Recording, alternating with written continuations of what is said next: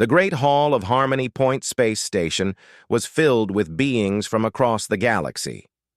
Diplomats, ambassadors, and leaders from dozens of species stood in careful groups, speaking in low voices about trade agreements and territorial boundaries. The air recyclers hummed quietly overhead, mixing the different atmospheric preferences into something everyone could breathe. Yun Taiho stood near the back of the human delegation, his tablet pressed against his chest as he observed the gathering. His job was simple: watch, listen, document. He was not important enough to speak at these summits, and that suited him fine. He preferred watching from the edges, where he could see everything without being seen. Captain Han Jiyeon stood at the front of their group, her uniform pressed and perfect, her expression carefully neutral. She was speaking with a tall insectoid ambassador whose name Taiho could not pronounce.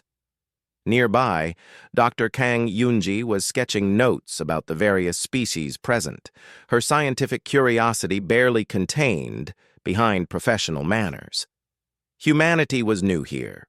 They had only received provisional membership in the Galactic Council 3 years ago, and many species still looked at them with suspicion. Taiho had grown used to the sideways glances, the whispered comments about emotional primitives and chaos bringers. He did not let it bother him. Humans had survived worse opinions. The crowd shifted as the main doors opened again. A collective hush fell over the hall. The Valorian sovereignty had arrived. Taiho had read about them during his preparation for the summit.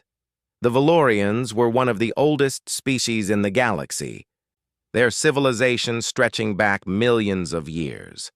They were tall and slender, with skin that shifted colors like oil on water, and large amber eyes that seemed to look through rather than at the people around them. They moved with perfect grace, every gesture deliberate and controlled. At the front of their procession walked Queen Thesara. She was magnificent and terrifying in equal measure.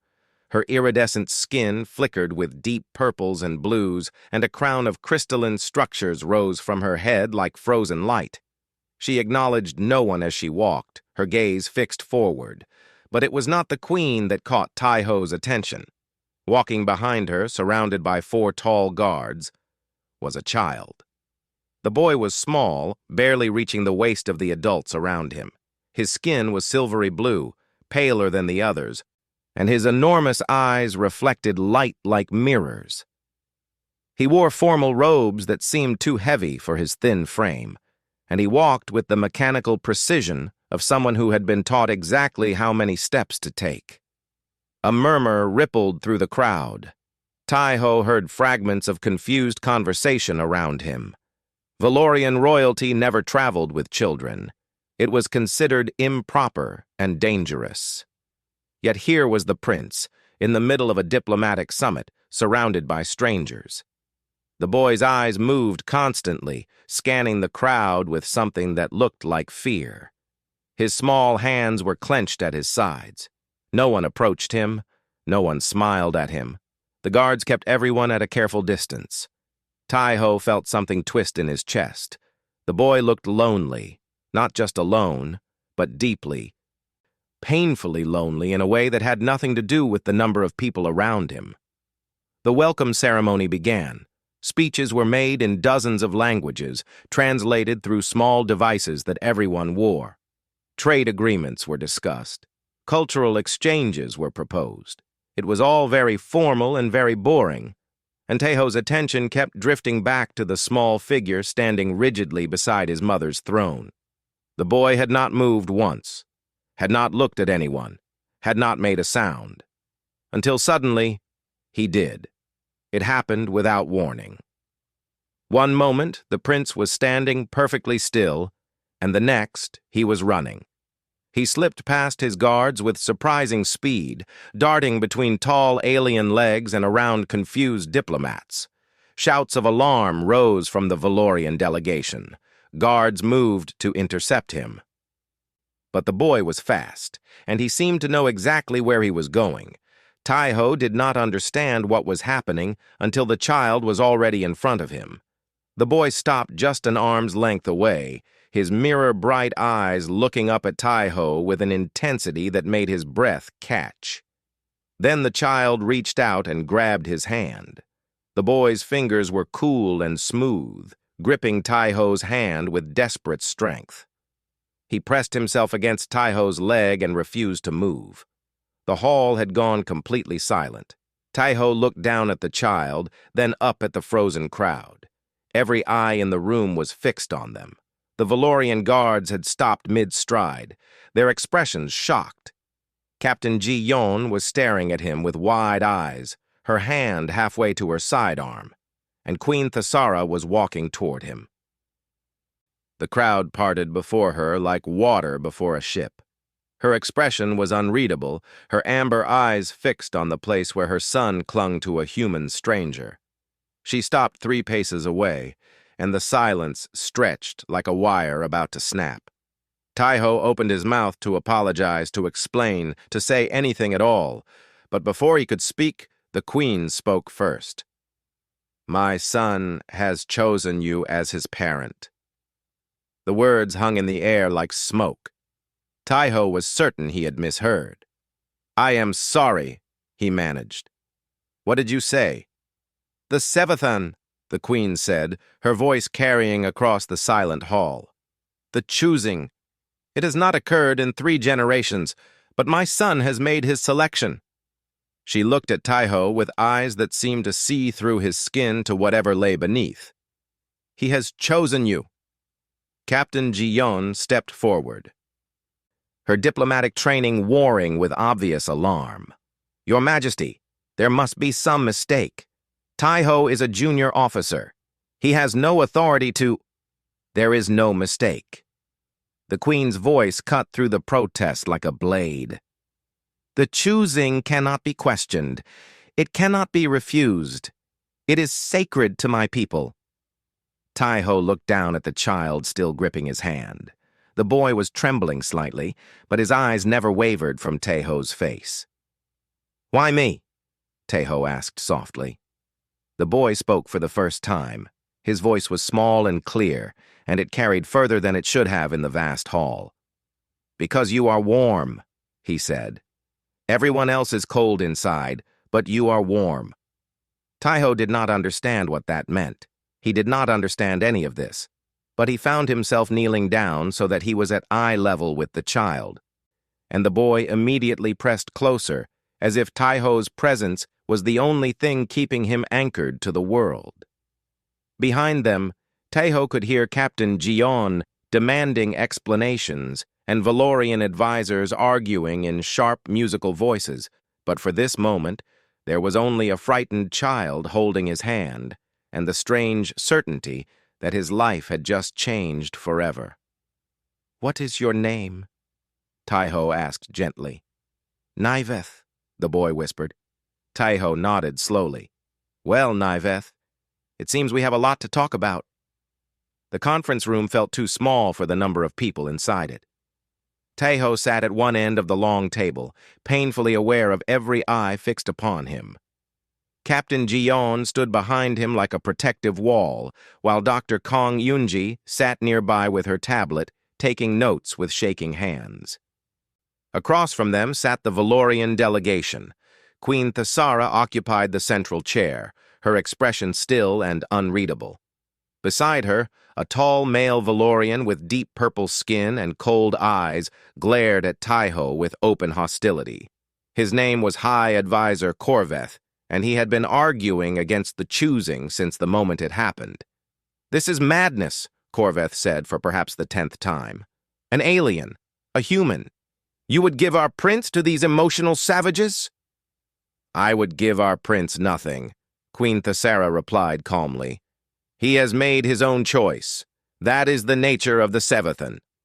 Corveth slammed his palm against the table. "Then invalidate it. You are the queen. Change the law." "I will not destroy 10,000 years of sacred tradition because you are uncomfortable." Thesara's voice remained level, but something dangerous flickered in her amber eyes. "The choosing has always been honored," It will be honored now. Taiho listened to them argue, as if he were watching a play in a language he did not fully understand. He kept glancing at the door, behind which young Niveth waited with a pair of guards. The boy had refused to let go of Taiho's hand until the queen herself had gently explained that the adults needed to talk alone. "May I ask a question?" Taiho said.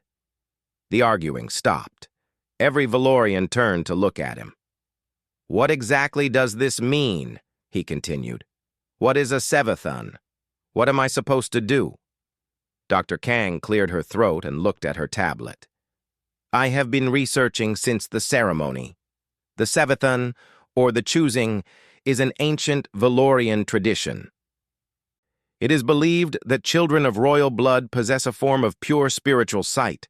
They can see the true nature of beings beyond masks and pretense." "Like empathy?" Taiho asked. "Much stronger," Dr. Kang said. "When a royal child reaches a certain age, they are presented to potential guardians. The child chooses one, and that person becomes their Karethan, their soul guardian. It is a bond that lasts for life."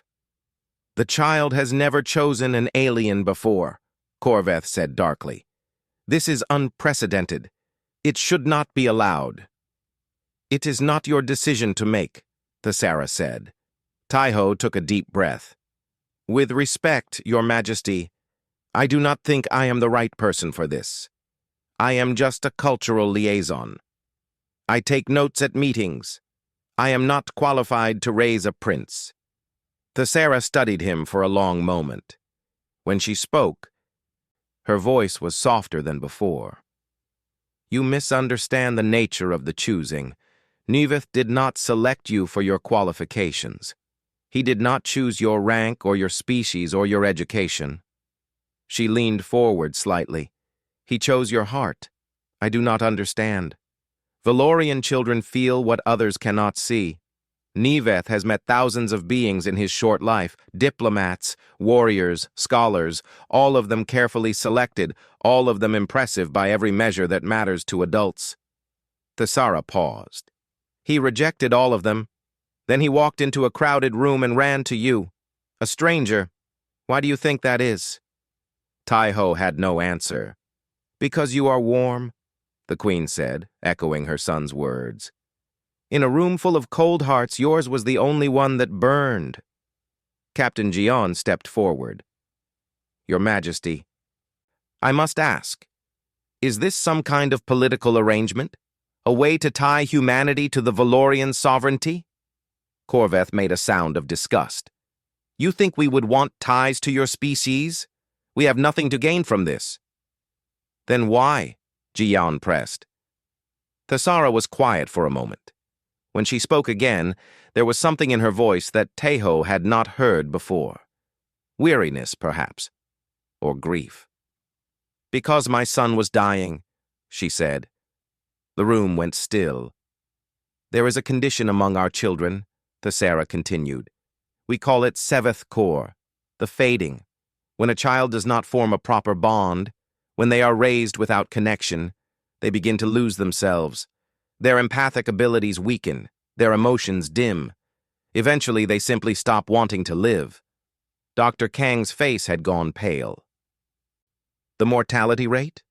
Among unbonded royal children? Nearly 70% do not survive to adulthood." Thesera's voice did not waver, but Taiho saw her hands tighten in her lap. "Niveth was showing early signs. The healers told me we had perhaps a year before the fading took hold completely. I brought him to this summit hoping he might finally choose someone, anyone." "And he chose me," Taiho said quietly. "He chose you." Taiho thought about the boy's eyes, the fear in them, the loneliness. He thought about his own sister, who had died when she was only 8 years old, an illness that came too fast and took too much. He remembered holding her hand in the hospital, promising her that everything would be okay, knowing it was a lie. He had not been able to save her, but maybe this time was different. "What would I need to do?" he asked. Captain Jion grabbed his shoulder. Taiho, think about this. We do not know what we are agreeing to. I am not agreeing to anything yet, Taiho said. I am asking questions. Thessera nodded slowly. The role of Karethan is not complicated. You would spend time with Naveth, teach him, guide him, be present in his life. She hesitated. Our culture has certain traditions about how royal children are raised. Minimal emotional contact, limited attachment. We believe it keeps their sight clear and unclouded. You raise your children without love? Taiho asked, unable to keep the shock from his voice. We raise them to be strong, Corveth said sharply. Independent, unburdened by sentiment. You raise them to be alone, Taiho said. No wonder they fade. Corveth rose from his seat, fury in his eyes. You dare? Enough. Thessara's voice cracked like ice breaking. Corveth sat down, but his glare promised consequences. The queen looked at Taiho with something that might have been respect. You speak boldly for someone in your position. I speak honestly, Taiho said. I have no skill at politics. If you want someone who will tell you comfortable lies, I am not the right choice. He met her gaze steadily. But if Niveth truly chose me, if this is real, then I need to understand what that means. For both of us. The door opened before anyone could respond. Niveth stood in the doorway, having somehow slipped past his guards. His silver-blue skin seemed to glow faintly in the artificial light. Mother, he said, his voice small but clear. May I stay with him now, please? Thessara looked at her son. Something shifted in her expression, a crack in the careful mask she wore. She nodded once. Niveth walked across the room and took Taiho's hand again. His grip was tight, as if he were afraid Taiho might disappear. I will stay, Taiho said quietly, looking down at the boy. For now, at least. I will stay. Niveth looked up at him with those mirror-bright eyes, and for the first time since the ceremony, the fear in them seemed to lessen just a little. The first week was strange and awkward, and nothing like Taiho expected. He had been given quarters near the Valorian delegation, a small but comfortable room with a window that looked out at the stars. Every morning, Niveth would appear at his door with 2 guards standing stiffly behind him. Every morning, Taiho would invite him inside, and the guards would take positions outside like silent statues. Taiho did not know how to raise a child. He had never been a father. He had only ever been an older brother, and that had been many years ago. But he remembered what his sister had loved. Stories, games, laughter, simple things that cost nothing but time. So he started there. Do you know what a tiger is? Taiho asked on the 3rd day. Niveth shook his head. He was sitting on the edge of Taiho's bed, his hands folded in his lap, his posture perfect. He looked like a small statue rather than a living child. Taiho pulled up an image on his tablet and showed it to the boy. This is a tiger. It lives on my planet. It is big and fierce and covered in orange and black stripes. Niveth studied the image with wide eyes. It looks dangerous. Very dangerous, but also beautiful. Taiho swiped to another image, this one showing a tiger mother with her cubs. They are good parents, too. The mothers take care of their babies for years, teaching them to hunt and survive. The mothers touch them, Niveth said softly, staring at the image of the tiger grooming her cub. Yes, all the time. That is how the babies know they are loved. Niveth was quiet for a long moment. Then he asked, Do human parents touch their children too? Every day, Taiho said. We hold them. We hug them. We carry them on our shoulders so they can see the world from up high. He hesitated, then added gently, Did your mother not hold you? It is not proper, Niveth said, reciting words that had clearly been taught to him. Royal children must remain unclouded. Physical contact creates attachment. Attachment creates weakness. Taiho felt something heavy settle in his chest. And what do you think? Niveth looked at him with those mirror-bright eyes. I think I would like to know what it feels like. To be held. Teho opened his arms. Come here. The boy hesitated. Teho could see the war happening behind his eyes. Years of training fighting against something deeper and older than tradition. Then Niveth climbed into his lap and pressed himself against Teho's chest. He was trembling.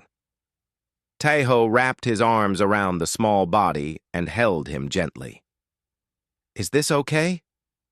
Niveth did not answer with words. He simply clung tighter, his cool fingers gripping Teho's shirt, and made a small sound that might have been a sob. They stayed like that for a long time. The days that followed were better.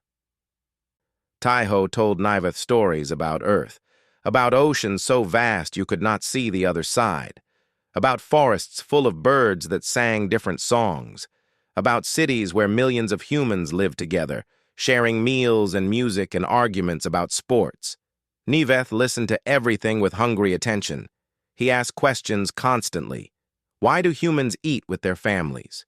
Why do they celebrate birthdays? Why do they cry when they are happy? Because we feel things deeply, Teho explained. Sometimes our emotions are too big to fit inside us, so they spill out, through tears or laughter or dancing or art. Valorians do not dance, Niveth said. Well, humans do. Would you like me to teach you?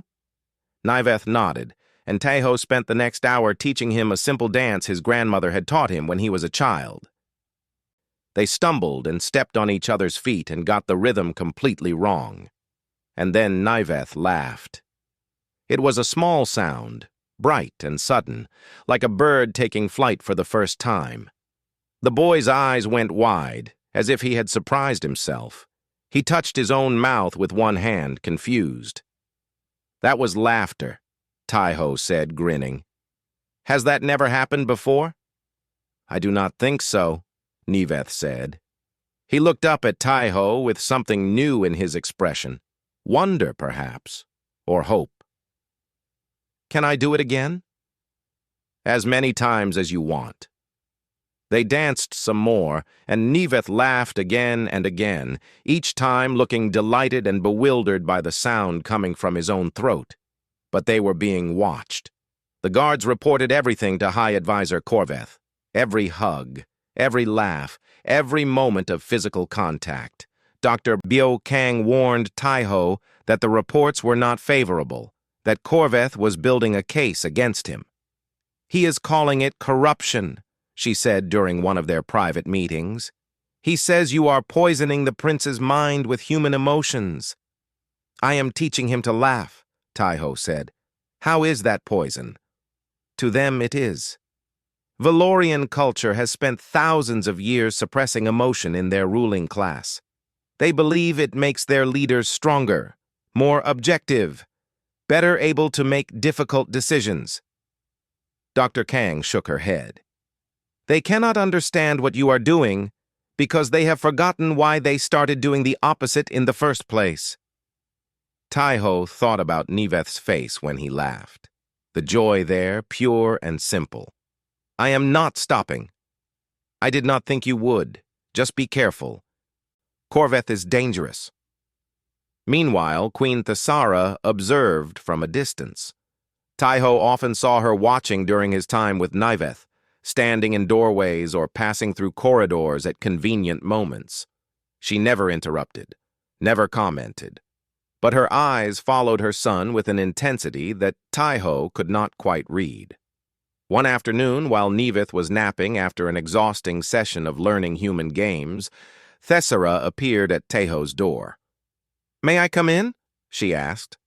Teho stepped aside. The queen entered and stood by the window, looking out at the stars.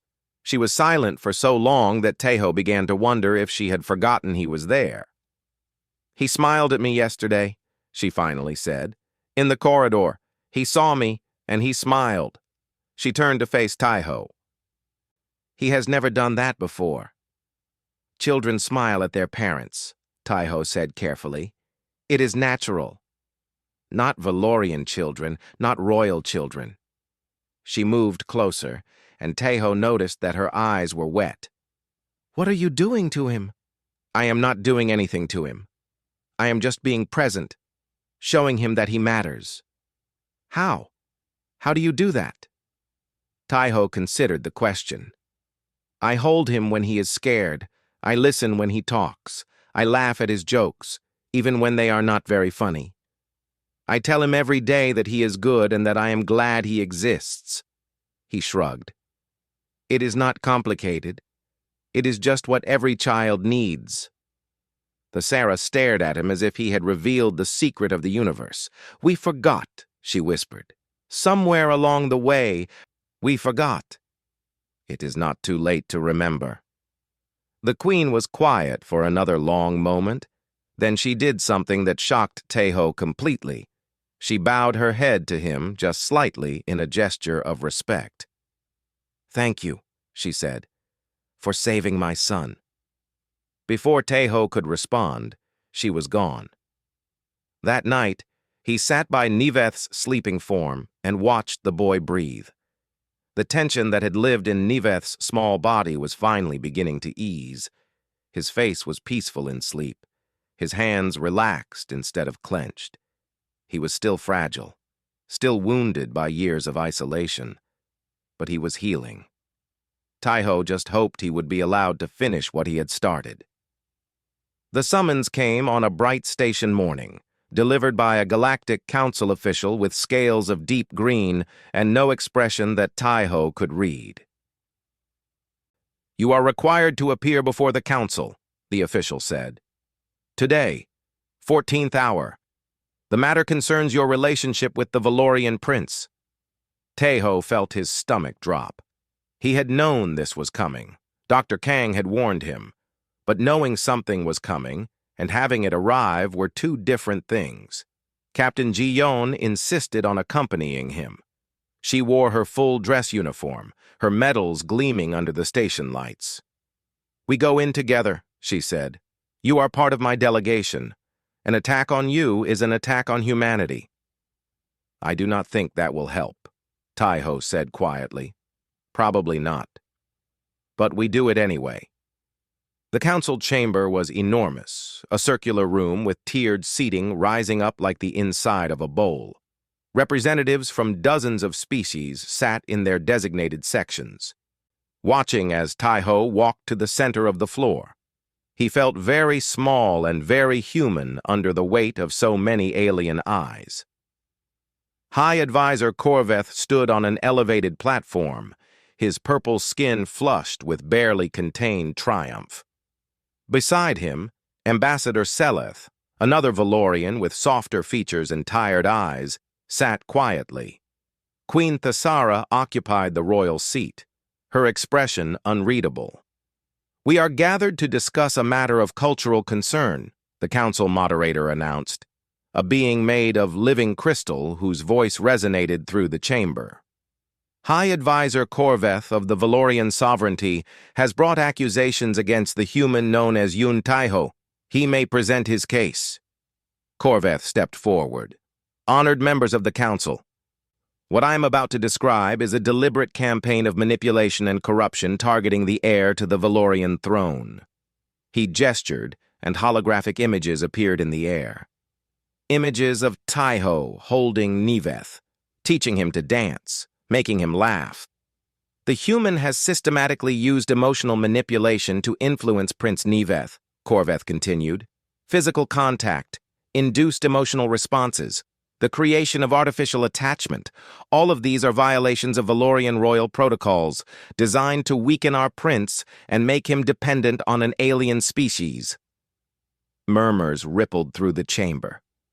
Taeho heard snatches of conversation. "Humans and their emotions. Always knew they could not be trusted. Using a child as a political tool. The intent is clear," Korveth said. "Humanity seeks influence over the Valorian sovereignty. By corrupting our prince, they hope to gain power over one of the oldest civilizations in the galaxy. I ask the council to intervene. Remove this human from contact with Prince Niveth immediately." The moderator turned to Taeho. "The accused may respond." Taeho stepped forward. His heart was pounding, but his voice came out steady. I have no political intentions. I am not a diplomat or a strategist. I am a cultural liaison who takes notes at meetings. Then why did you accept the role of Karathan? Corveth demanded. Because a child was dying. Silence fell over the chamber. Queen Thesara told me about Seveth Kor, Taeho continued. The fading. She said that Neveth was showing early signs, that he might not survive to adulthood without forming a bond. He looked up at the watching delegates. A frightened, lonely child ran through a crowd and grabbed my hand. Was I supposed to walk away? You should have refused the choosing, Corveth said. You should have allowed proper Valorian candidates to— There were no proper Valorian candidates, Taeho interrupted. Neveth had rejected everyone, every carefully selected guardian, every impressive dignitary. He chose none of them. He paused.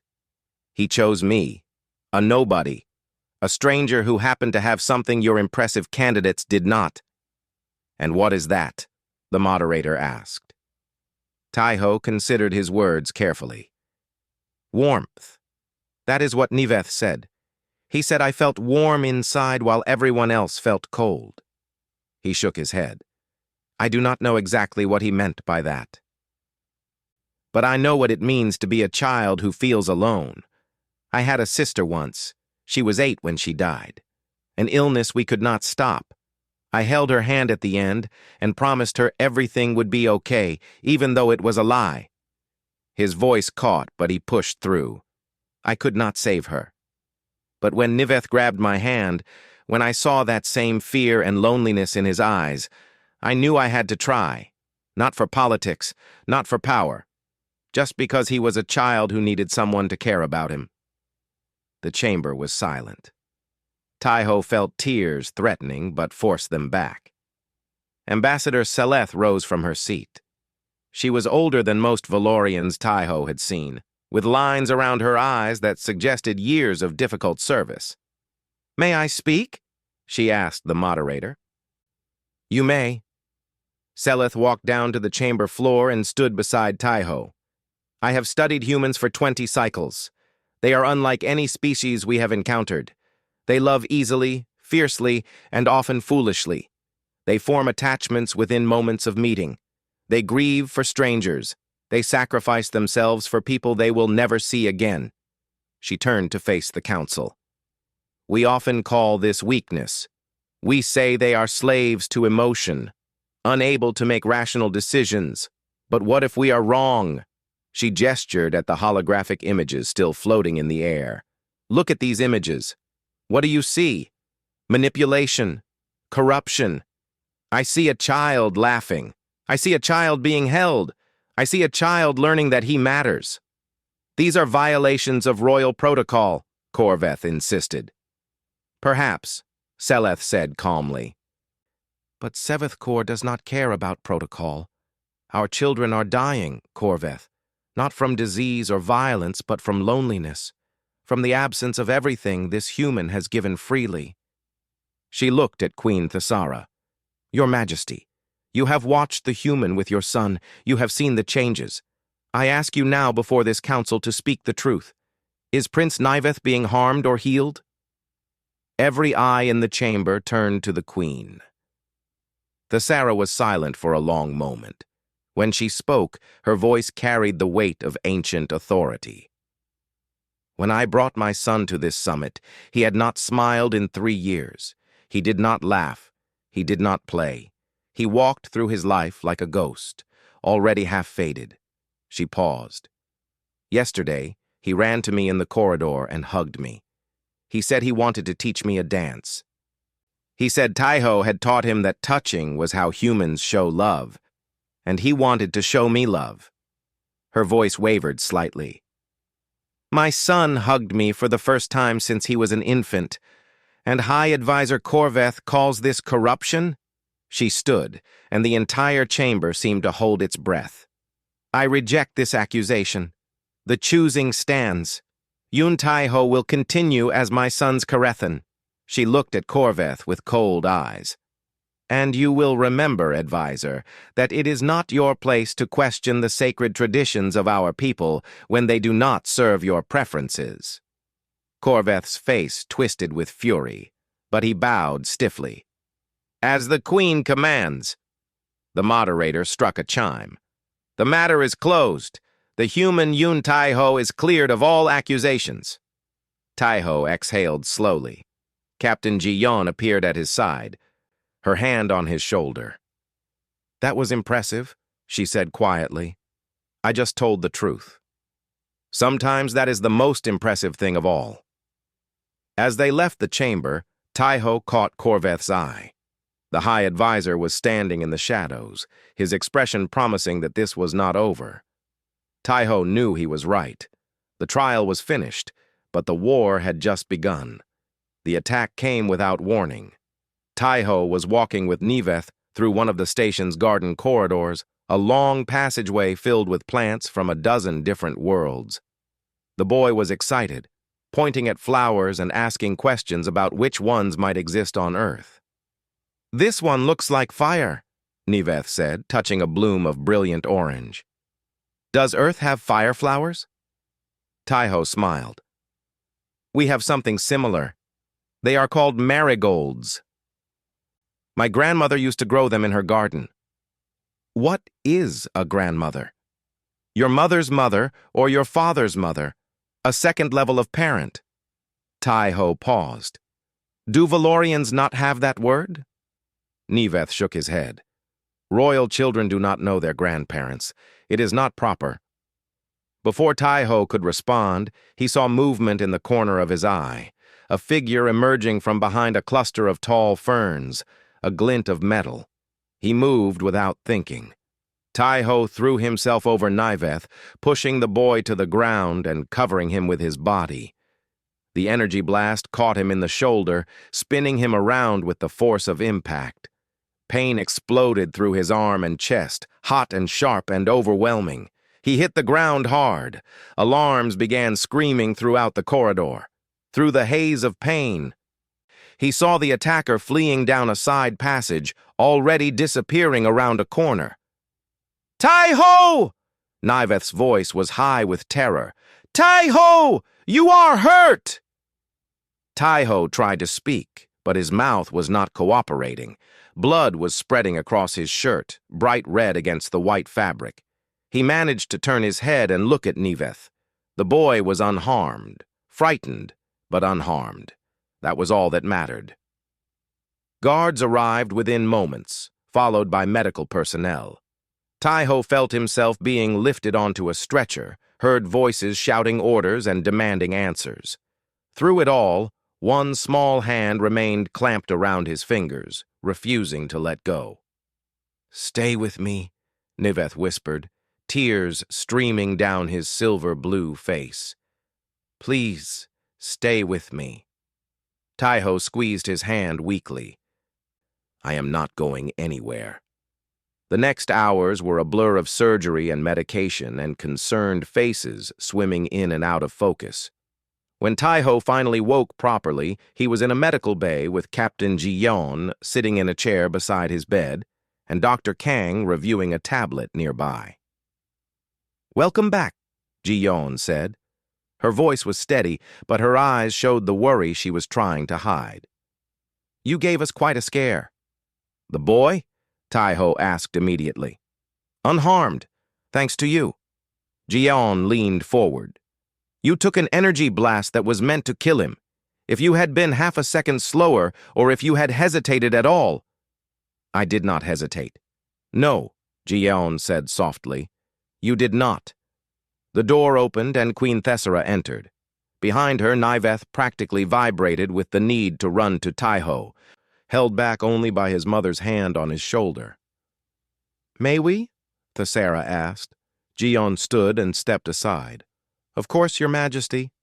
Thessera released her son, and Niveth immediately rushed to the bed, climbing up carefully to avoid Taiho's injured side. He pressed himself against Taiho's uninjured arm and did not move.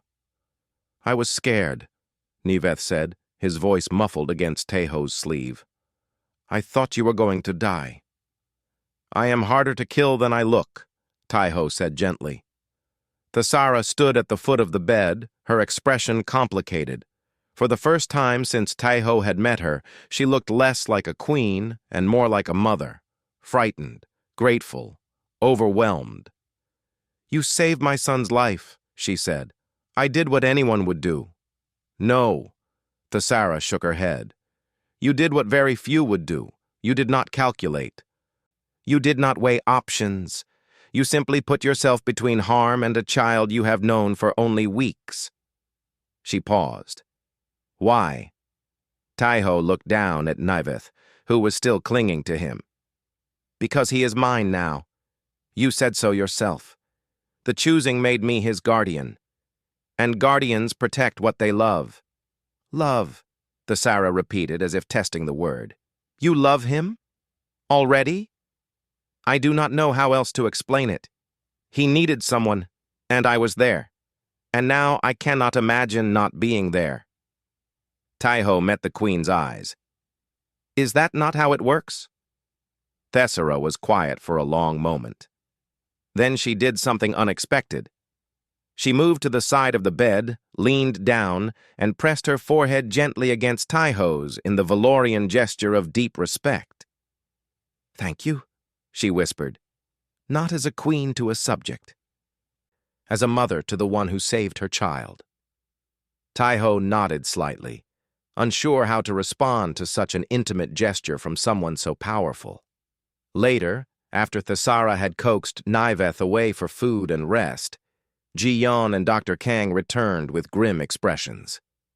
We found the assassin's trail, Ji-yeon said, but he escaped off station before security could catch him. The weapon was untraceable, but we identified the technology. It was not Valorian. Then who? Taiho asked. Dr. Kang pulled up information on her tablet. We have been working with Ambassador Seleth. The investigation has uncovered something troubling.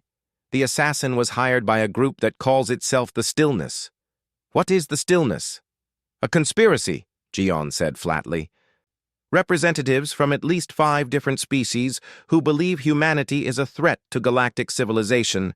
They think our emotions are contagious, that we will corrupt other species just by existing among them. Taiho thought about Corveth's face after the trial. The fury there. The promise of consequences. Is Corveth part of this? We cannot prove it yet. But his name keeps appearing near the edges of our investigation. Ji-yeon's expression hardened. He disappeared from the station shortly after the attack. No one knows where he went. So he is running. Or preparing for something worse. Dr. Kang sat on the edge of the bed. Taiho, this is bigger than we realized. The Stillness has been operating for decades, quietly working to prevent humanity from gaining any real influence in the Council. You becoming Carethan to a Valorian prince is exactly the kind of thing they want to stop. Because it proves them wrong, Taiho said slowly. A human forming a genuine bond with an alien child. Not manipulating, not conquering, just connecting. Exactly. You are living proof that their fears are unfounded. And that makes you dangerous to them. Taiho leaned back against his pillow, exhaustion washing over him. His shoulder throbbed with deep pain, but his mind was racing. What do we do? For now, you recover, Ji-yeon said. But the situation is changing. The Council is watching. Other species are asking questions about why humans were targeted, about why a child was put at risk. She paused. Some of them are starting to listen. That night, when the medical bay was quiet and the lights were dimmed, Thesara returned alone. She sat in the chair beside Taiho's bed and said nothing for a long time. Finally, she spoke. I was raised the same way Niveth was being raised. Minimal contact, limited attachment.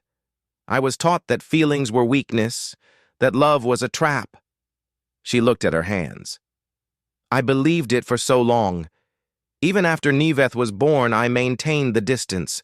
I thought I was protecting him. You did what you knew how to do, Taiho said. I did what was comfortable. There is a difference. Thesara looked at him with eyes full of old regret. You showed me what I could not see, that my son was starving for something I had the power to give but chose to withhold. It is not too late, Taeho said. He is still young. He still has so much capacity for joy. Because of you. Because of both of us. Together. Taeho reached out with his good hand. I am not his replacement parent. I am just someone who showed up when he needed someone. You are still his mother. You can still be everything he needs you to be. Thesara took his hand. Her fingers were cool, like her son's, but her grip was strong. Then let us save him together, she said. Taeho squeezed back. Together. The message from the stillness arrived 3 days after the assassination attempt. It was broadcast on all council frequencies, overriding normal communications with a single recorded transmission. The speaker was hidden behind a distortion field, their voice modulated beyond recognition, but their words were clear enough. The Galactic Council has been infiltrated by an emotional contagion. Humanity has spread its influence through manipulation, exploiting our children, corrupting our ancient traditions.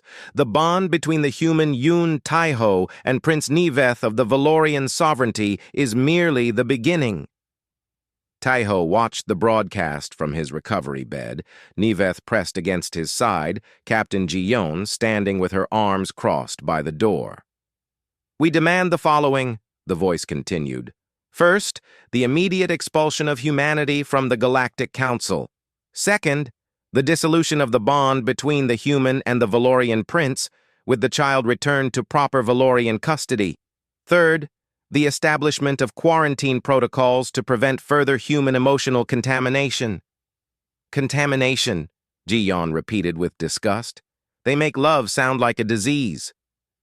To them it might be, Dr. Kang said quietly. The message continued.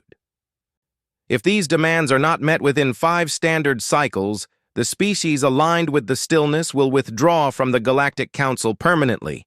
We will form our own coalition, free from human corruption. The choice is yours.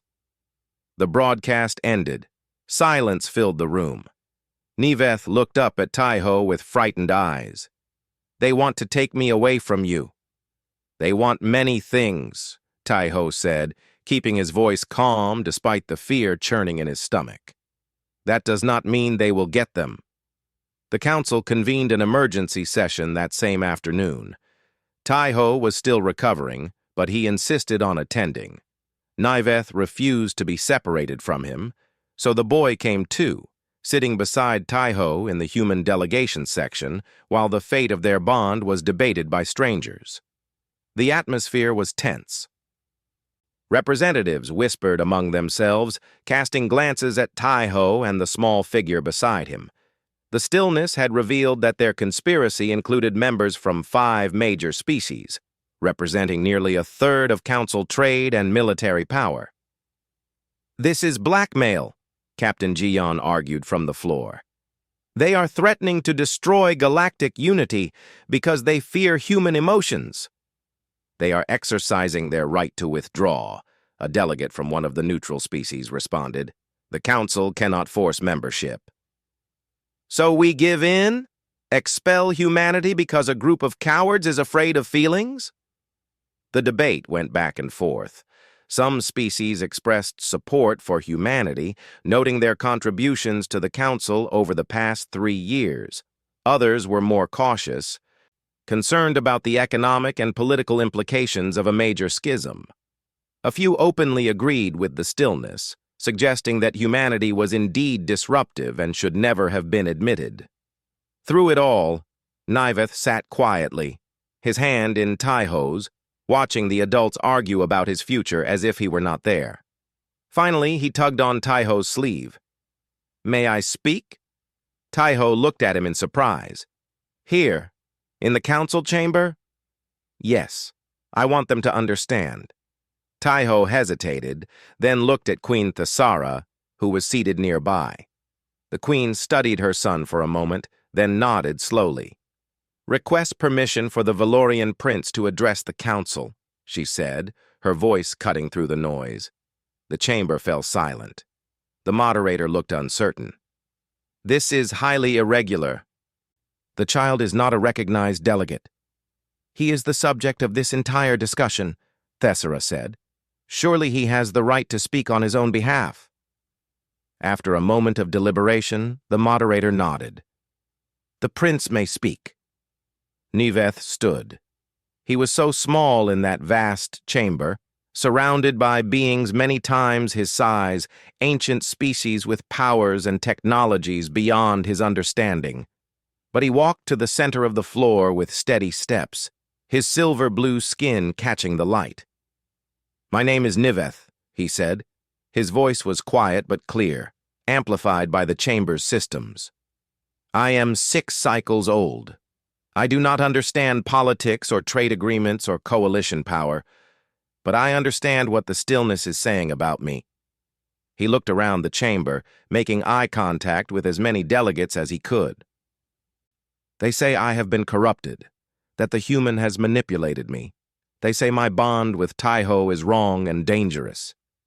He paused, and when he spoke again, his voice trembled slightly. Before Taiho, I did not know what laughter was. I had never been hugged.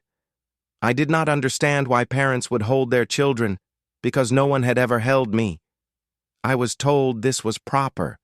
This was how royal children were raised. The chamber was utterly silent. I was dying, Niveth continued. The healers told my mother I had 7th core, the fading.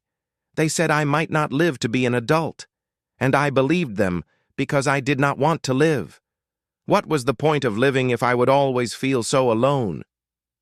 Taiho felt tears prick his eyes. He had known Niveth was suffering, but hearing the boy speak about it so plainly was devastating. Then Taiho came. He did not do anything complicated. He just held me. He told me stories. He taught me that touching is how humans show love, and he showed me love every single day. Niveth's voice grew stronger. He did not take me away from my people. He did not corrupt me. He showed me what I was missing. He made me want to live. The boy looked toward the section where the stillness supporters sat. You are afraid of human emotions. You think they are dangerous. But I was dying from the absence of emotion. I was fading because no one touched me. No one held me. No one told me I mattered. He spread his small hands. How can love be a contagion when its opposite is death? No one spoke. No one moved. Niveth turned back to the full council. I do not know what you will decide, but I wanted you to understand. Taiho did not manipulate me. He saved me. And if you take him away, if you dissolve our bond, you will be the ones causing harm, not him. He stood there for a moment longer, a small figure against the vastness of galactic power. Then he walked back to his seat beside Taiho and took his hand again. The silence stretched. Then Ambassador Seleth rose from the Valorian delegation. I stand with the prince, she said, and with humanity. Queen Thessera rose next. The Valorian sovereignty rejects the demands of the stillness. Our son has spoken. His bond with the human will remain. One by one, other species began to rise. Some were allies of humanity. Others were simply moved by the words of a child. The tide was turning. The delegate from one of the stillness species stood. You are making a mistake. You are allowing sentimentality to override reason. No, said a gruff voice from the far side of the chamber. It belonged to an elderly representative from a species known for their cold logic and rigid traditions. We are remembering something we forgot, that children are not political tools, that their suffering is not acceptable collateral for our comfort. The representative looked at Niveth. I vote to reject the stillness demands. More votes followed. The rejection was not unanimous, but it was overwhelming. The stillness had lost. As the session ended and the chamber began to empty, Niveth looked up at Taiho with exhausted but hopeful eyes. "Did I do well?" he asked. Taiho pulled him into a gentle hug, mindful of his still healing shoulder. "You did better than well. You were perfect." Behind them, Queen Thesara watched her son embrace his human guardian, and for the first time since this all began, she allowed herself to smile. The formal ceremony took place 1 week later in a hall that had been transformed for the occasion. Flowers from a dozen worlds decorated the space, filling the air with unfamiliar but pleasant scents. Delegates from species across the galaxy sat in attendance, not out of political obligation, but because they wanted to witness something unprecedented. A human was about to complete the Sevathon. Taiho stood in the center of the hall wearing simple formal clothes, nothing elaborate, nothing designed to impress. Beside him, Niveth wore traditional Valorian ceremonial robes, but he had insisted on adding one human touch. A small marigold flower, grown in the station's gardens from seeds Dr. Kang had brought from Earth, was pinned to his chest. "It is a fire flower," he had explained to his mother that morning. "Taiho's grandmother grew them. Now I can grow them too." Queen Thesara officiated the ceremony. Her voice was clear and formal, but warmth had crept into it over the past weeks. She spoke the ancient words of the Sevathon, words that had not been spoken for 3 generations, and certainly never for an alien guardian. "The child has chosen," she intoned. "The bond has been tested. The guardian has proven worthy. Does the child still choose?" Niveth looked up at Taiho with mirror-bright eyes that now sparkled with life instead of reflecting emptiness. "I choose him, today and always." "Does the guardian accept?" Taiho knelt so that he was at eye level with the boy who had changed his life.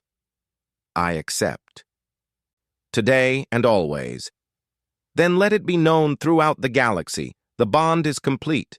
Yun Taiho of Earth is Carethan to Prince Niveth of the Valorian sovereignty. What was chosen cannot be unchosen.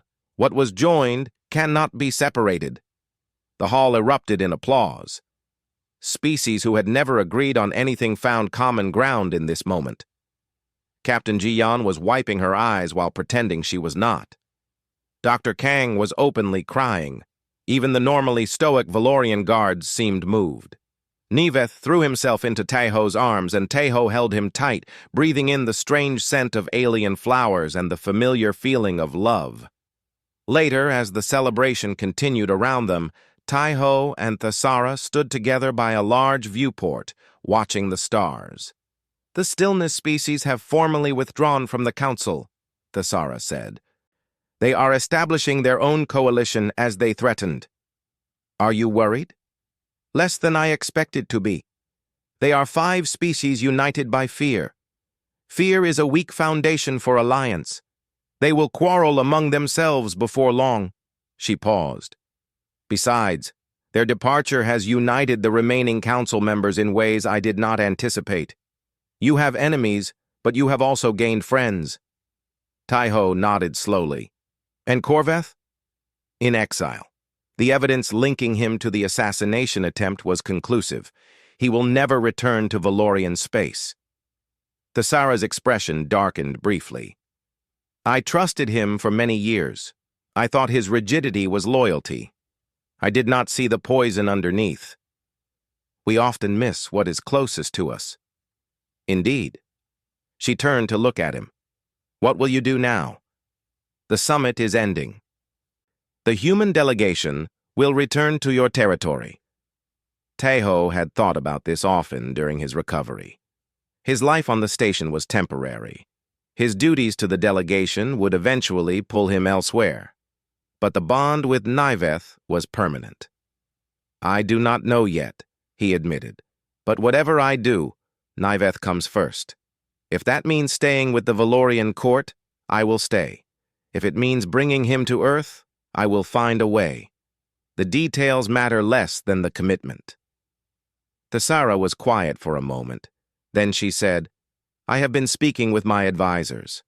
Not Corvette's allies, but those who supported the choosing from the beginning. They have proposed something unusual. What is that? A permanent human presence at the Valorian court. An ambassador of sorts, but more than that. A bridge between our peoples. She looked at him steadily. The position would require someone who understands both cultures. Someone who has already proven he can connect across the divide. Someone my son trusts completely. Taiho felt his heart skip. You are offering me a job? I am offering you a home, Thessera corrected. With us. With Niveth. A place where you belong. Before Taiho could respond, Niveth appeared at his side, tugging on his sleeve. What are you talking about? Thessera smiled at her son. I was asking Taiho if he would like to come live with us, permanently. Niveth's eyes went wide. Really? You would stay forever? Taiho looked down at the boy, at the hope shining in those mirror-bright eyes. He thought about everything that had led to this moment. A child running through a crowd. A hand reaching out.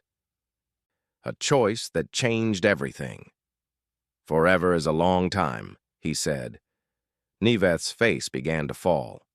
But yes, Taiho continued, kneeling down, I will stay, for as long as you need me. Niveth's smile could have lit the entire station. Then forever, he said, echoing words from another conversation, another promise. Forever and ever. He threw his arms around Taiho's neck, and Taiho held him close, and Thessera watched them with tears she no longer tried to hide. The galaxy had watched humanity for 3 years, trying to understand what made them so different. They had measured human technology and found it lacking. They had analyzed human society and found it chaotic. They had studied human history and found it violent and contradictory. But they had missed the most important thing. Humans loved easily, fiercely, foolishly. They formed bonds with strangers. They sacrificed for children who were not their own. They believed, despite all evidence to the contrary, that connection was worth any risk. And in a galaxy that had grown cold and distant, where species kept to themselves and children faded from loneliness, that capacity for love was not a weakness. It was a gift. Ambassador Seleth had said it best during the trial. Humans did not love strategically. They loved instinctively. It was simply their nature. Now, as Taiho held a Valorian prince in his arms and planned a future he had never imagined, the galaxy was beginning to understand. Not through conquest or technology or political maneuvering, but through the simple act of reaching out and holding on.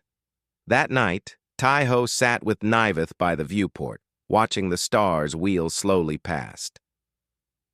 The boy was sleepy, leaning against Taiho's side with heavy eyes. Taiho, he murmured. Yes? Thank you for being warm.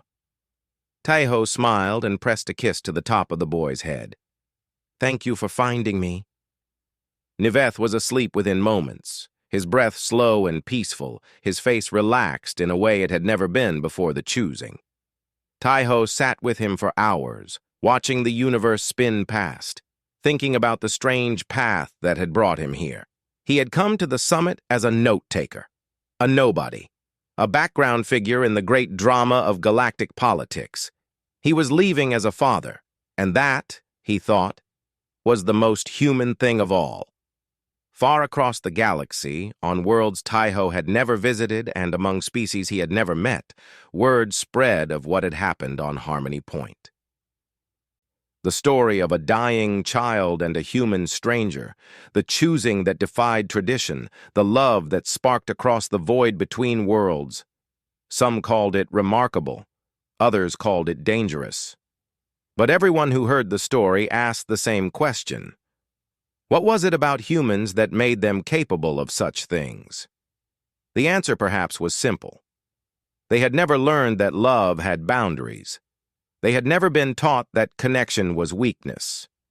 They approached the universe with open hearts and open arms, ready to embrace whoever reached back. In a galaxy full of ancient wisdom and advanced technology, that simple openness was the rarest thing of all, and it was changing everything.